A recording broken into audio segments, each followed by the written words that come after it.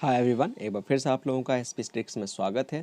तो चलिए इस लेक्चर में हम लोग यूपी ट्रिपल एससी जो पेट जो आ गया एग्ज़ाम हम लोगों के सर पे है, तो उसके हम लोग क्विज सॉल्व करेंगे, जो कि इसमें सभी सब्जेक्ट्स को मिला के सारे इंपॉर्टेंट क्वेश्चंस रखे गए हैं। तो चलिए आप लोग अपने आप को टेस्ट करिए, देखिए आप लोग कहाँ पे आप। तो चलिए सबसे पहला आप लोगों को क्वेश्चन दिख रहा होगा कि धार्मिक में प्रत्यय है। तो देखिए धार्मिक को हम लोग अगर तोड़ें तो धर्म प्लस एक, ठीक है। तो हमें पता है यहाँ पे जो धर्म जो है वो हमारा मूल शब्द हो जाता है, यहाँ पे एक जो है प्रत्यय लगा हुआ है। तो चलिए देख लेते हैं इसका आंसर क्या हो जाएगा। ठीक है, एक। तो हमारा करेक्ट आंसर जो हो जाएगा एक, जो कि दूसरा ऑप्शन में दिया हुआ है। तो चलिए नेक्स्ट क्वेश्चन देख लेते हैं कि आकर्षण का विलोम शब्द है। अब देखिए आकर्षण का मतलब होता है किसी चीज़ को आकर्षित करना, और उसका प्रतिकर्षण होना चाहिए था, या तो यहाँ पे एक दूसरा वर्ड दिया विकर्षण। विकर्षण का मतलब होता है दूर हटाना, ठीक है। अब देखिए यहाँ पे इसका करेक्ट आंसर हो जाएगा विकर्षण, जो कि इसमें ये थोड़ा गलत दिया हुआ है, ये दूसरे का प्रिंट हो गया, ठीक है। तो ये चलिए यहाँ पे नेक्स्ट क्वेश्चन हम लोग देख लेते हैं। निम्न में से कौन सा हवा का पर्यायवाची नहीं है। तो देखिए हवा के जो पर्यायवाची में आता है आप लोगों को पता होगा वायु, समीर, पवन, अनिल, ठीक है, ब्यार, ठीक है। ये इसके कुछ पर्यायवाची शब्द होते हैं। तो देखिए निम्नलिखित में कौन सा हवा का पर्यायवाची शब्द नहीं है। तो देखिए वायु दिया हुआ, समीर दिया हुआ, पवन दिया हुआ। देखिए सलिल जो होता है, सलिल का मतलब जल होता है, तो ये इसका पर्यायवाची नहीं होगा, ठीक है। तो इसका आप लोगों का करेक्ट आंसर हो जाएगा सलिल। सलिल का अर्थ होता है जल। अब देखिए निम्न में से कौन सा शब्द शुद्ध है। अब देखिए शुद्ध शब्द हमें पहचानना है। तो देखिए यहाँ पे जो है दो मुझे शब्द जो है बिल्कुल सही लग रहे हैं। एक तो देखिए ज्योत्सना, दूसरा पुत्र, ठीक है। अब देखिए उन्नति जो यहाँ पे दिया हुआ है, उन्नति को हम लोग लिखते हैं ये, ठीक है, इस तरीके से। उसी तरीके क्षमा को ये वाला छा ना लिख के हम लोग लिखते हैं ये वाला छा। तो देखिए ये दोनों तो गलत दिए हुए थे, बाकी ये दोनों सही। इसमें ज्योत्सना सबसे ज़्यादा सही है, ठीक है। निम्न में से कौन सा, देखिए इसका आंसर हो जाएगा, देखिए सब दिए हुए हैं। उसी तरीके से पूछ रहा है निम्न में से कौन सा वाक्य शुद्ध है। अब देखिए मैं घर जाना है, कुछ नहीं समझ में आ रहा। मैंने घर जाना है, ये भी कुछ अटपटा है। मुझे घर जाना है, हाँ ये कुछ सही है। अब मैंने घर जाना है ये भी गलत हो जाएगा, ठीक है। तो हमारा करेक्ट ऑप्शन हो जाएगा थर्ड वाला, ठीक है, कि मुझे घर जाना है। अब देखिए उसी तरीके से हमारा अगला क्वेश्चन है कि अपव्यय का अर्थ क्या होता है।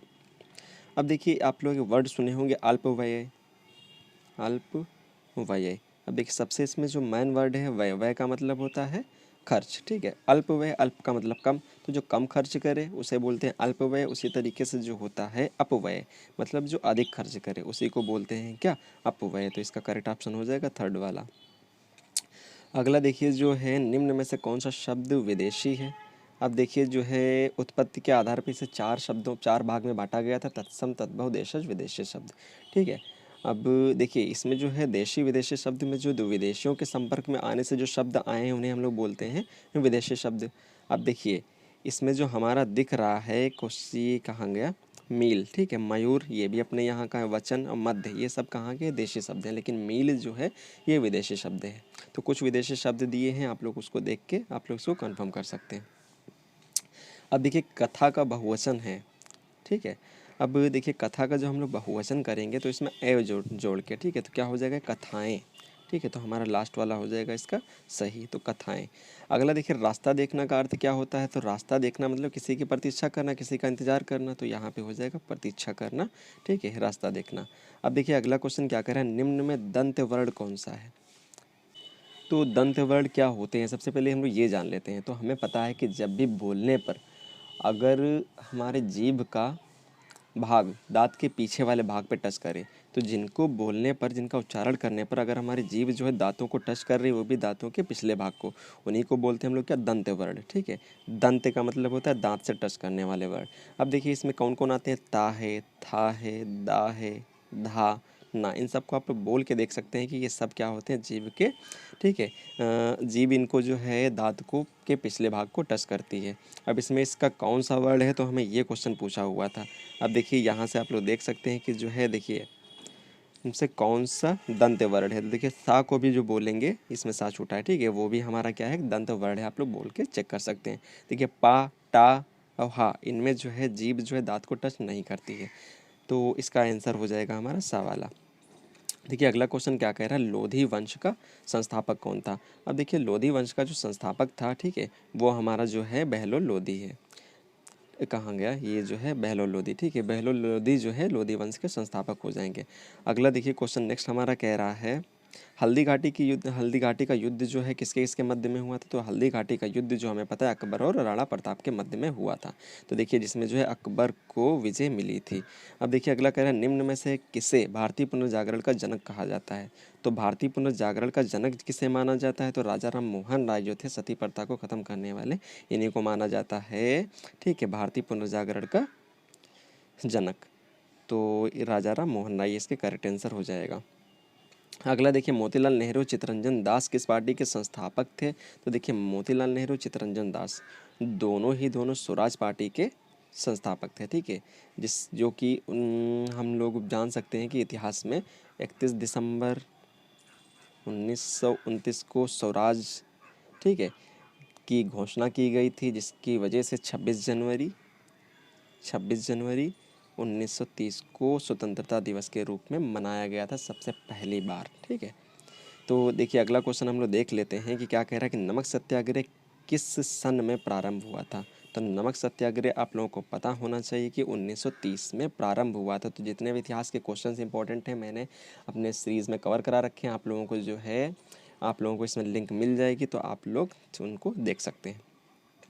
पाक स्टेट, तो देखिए पाक स्टेट जो है हमें पता है भारत और श्रीलंका के बीच में स्थित है, ठीक है, भारत और श्रीलंका इसका करेक्ट आंसर हो जाएगा। अब देखिए अगला कह रहा है क्षेत्रफल की दृष्टि से भारत का सबसे बड़ा राज्य, तो हमें पता है राजस्थान है, ठीक है। अगर सबसे छोटा पूछ लेता तो वो हो जाता गोवा, ठीक है। तो उसी तरीके से अगला क्वेश्चन क्या कह रहा है उत्तर पूर्वी मानसून में किस देश में वर्षा होती है। तो हमें पता है कि उत्तर पूर्व, ठीक है, तो कुछ इधर वाले की बात कर रहा है। तो उत्तर पूर्वी मानसून में किस देश में वर्षा होती है। तो ये इसका करेक्ट ऑप्शन हो जाएगा तमिलनाडु, ठीक है। तो तमिलनाडु में वर्षा होती है। अब देखिए साइलेंट वैली के नाम से किसे जाना जाता है। तो देखिए जो साइलेंट वैली होता है, साइलेंट वैली को केरला के नाम से, केरला को जो है साइलेंट वैली के नाम से भी जाना जाता है। उसी तरीके से दूसरा क्वेश्चन बनता है कि वैली ऑफ फ्लावर किसे बोला जाता है, ठीक है, फूलों की घाटी। तो आप लोगों को पता होना चाहिए जो फूलों की घाटी है वो उत्तराखंड को बोला जाता है, ठीक है। दोनों आंसर आप लोगों को याद रखना है। अब देखिए क्रिकेट बैट के लिए विलो कहाँ से प्राप्त करते हैं। तो क्रिकेट बैट के लिए जो विलो प्राप्त किया जाता है वो हमें पता है कि शंकुधारी जो वृक्ष होते हैं, ठीक है, उन्हीं से प्राप्त किया जाता है। तो ठंडे प्रदेशों से ये लाए जाते हैं और जम्मू कश्मीर में ये निर्मित किए जाते हैं। देखिए नेक्स्ट क्वेश्चन आप लोगों को दिख रहा होगा कि मृग मरीचिका बनाने वाली प्रघटना को क्या कहा जाता है। अब देखिए मृग मरीचिका को माइरेज कहा जाता है, ठीक है। तो जैसे कभी कभी हम लोग सड़क पे चल रहे हो, रेगिस्तान में चल रहे हो, तो हमें क्या दिखता है कि अचानक लगता है कि पानी पानी टाइप का वहाँ से इकट्ठा है। तो इसी को बोलते हैं टोटल इंटरनल रिफ्लेक्शन की घटना, जिसे पूर्ण आंतरिक परावर्तन कहा जाता है फिजिक्स में, ठीक है। तो मृग मरीचिका की प्रघटना को हम लोग कहते हैं पूर्ण आंतरिक परावर्तन। इसी की वजह से जब क्या होता है हमारा जो आंतरिक कोण होता है, ठीक है, वो किससे ज़्यादा हो जाता है, क्रिटिकल कोण जिसे क्रांतिक कोण बोलते हैं, इससे ज़्यादा हो जाता है। तो हमें दिखता क्या है कि कहीं कहीं सड़क पे या तो बोल सकते हैं कि रेगिस्तान वगैरह में तो हमें कुछ पानी की इमेज रूप में दिखाई देने लगती है। इसी को बोलते हैं मृग मरीचिका, ठीक है। तो इसका आंसर हो जाएगा पूर्णांतरिक परावर्तन। अब देखिए हाइड्रोजन परमाणु का नाभिक क्या कहलाता है। तो हमें पता है हाइड्रोजन जो होता है 1s1 होता है। तो एक फार्मूला हमें पता है A = P+N। तो देखिए इसका मास नंबर भी एक ही है, प्रोटॉन इसमें निकाल लेते हैं, प्रोटॉन के नंबर एक दिया हुआ, न्यूट्रॉन चेक कर लेते हैं। देखिए 1 - 1 = n, n = कितना आ गया 0। इसका मतलब इसमें न्यूट्रॉन होते ही नहीं है, तो इसमें केवल एक प्रोटॉन होता है। देखिए आप लोगों को एक याद रखना Z = P = E। जितना इसका द्रव्यमान संख्या होती है उतना ही प्रोटॉनों की संख्या, उतने ही इलेक्ट्रॉन होते हैं। तो देखिए तो प्रोटॉन एक है और इसमें इलेक्ट्रॉन भी एक है, एटॉमिक नंबर भी एक है, न्यूट्रॉन होते ही नहीं है, तो इसे क्या कहा जाता है, प्रोटॉन का नाभिक कहा जाता है, ठीक है। तो चलिए अगला क्वेश्चन देख लेते हैं। जब दबाव बढ़ता है तो मान लेते हैं, देखिए ये पानी को उबलना है, ठीक है, तो ऊपर क्या है, दाब है वाष्प का। अब देखिए जब ये जल का उबलना तभी शुरू होता है जब इसका वाष्प दाब जो होता है वायुमंडलीय दाब के बराबर हो जाता है, ठीक है। तो इसी समय ये उबलता है।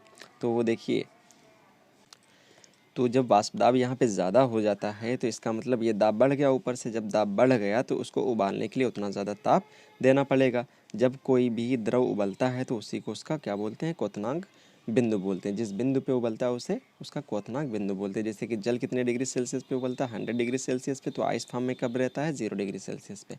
तो देखिए जैसे जैसे दाब ऊपर से बढ़ जाएगा तो इस उसके प्रेशर को घटाने के लिए, दाब को घटाने के लिए उतना ज़्यादा ताप नीचे से देना पड़ेगा। मीन्स इसका क्वथनांक बिंदु भी क्या हो जाता है, बढ़ जाएगा। ठीक है, तो ये इसका आंसर हो जाएगा। अब देखिए अगला क्वेश्चन क्या कह रहा है कि निम्न में से कौन सा प्रोटीन नाखूनों में पाया जाता है। तो आप लोगों को याद रखना है जो केराटिन होता है, जिसे हम लोग इंग्लिश में क्या बोलते हैं, केराटिन। ठीक है, ये नाखूनों में पाया जाने वाला प्रोटीन है। अब देखिए ये और किस किस में पाया जाता है, तो जो हमारे बाल होते हैं, ठीक है, उसी तरीके से जो हमारी त्वचा होती है, उसी तरीके से जो हमारे नाखून होते हैं, ठीक है, इन तीनों में ये प्रोटीन पाया जाता है। ठीक है, तो चलिए हम लोग नेक्स्ट क्वेश्चन देख लेते हैं। इसके बाद देखिए ये इसका आंसर हो जाएगा। अगला कि मानव त्वचा को रंग देने वाला वर्णक। अब देखिए मानव त्वचा में हमें पता है कि इसकी बाह्य सतह पे जो क्या करता है, जो रक्षा करता है, ठीक है, वो अब हम लोग देखते हैं किसी का रंग जो होता है काला होता है, किसी का लाल, किसी का पीला, पीला टाइप का लगती है किसी की त्वचा, ठीक है, कोई सफ़ेद लगता है।